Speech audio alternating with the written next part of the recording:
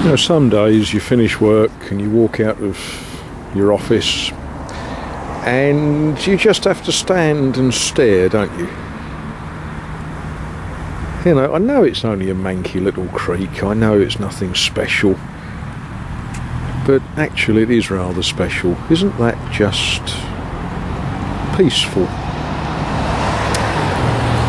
So there we are, that's work done for the 25th of November. Well, work for my employer, now I can work for me. I thought I'd just share that moment with you. Look at that little sort of rainbow effect going on there on the water.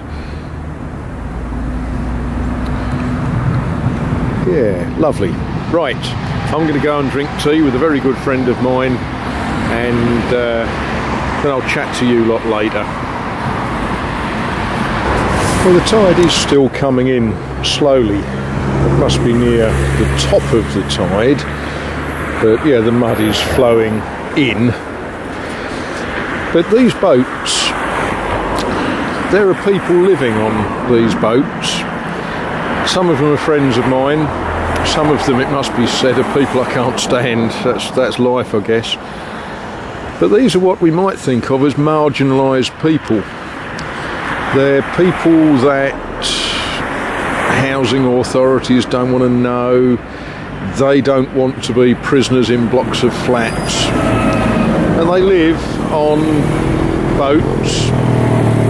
Some of the boats are pretty derelict. The one that I'm going to be drinking tea in shortly is very derelict.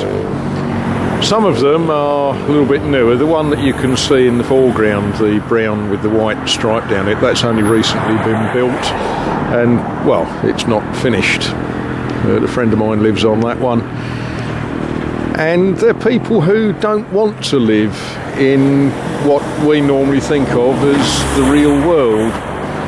And that's what freedom is about. They make their choices, and they make a fairly hard choice, because it ain't easy living on a boat, fetching and carrying your water, cutting firewood.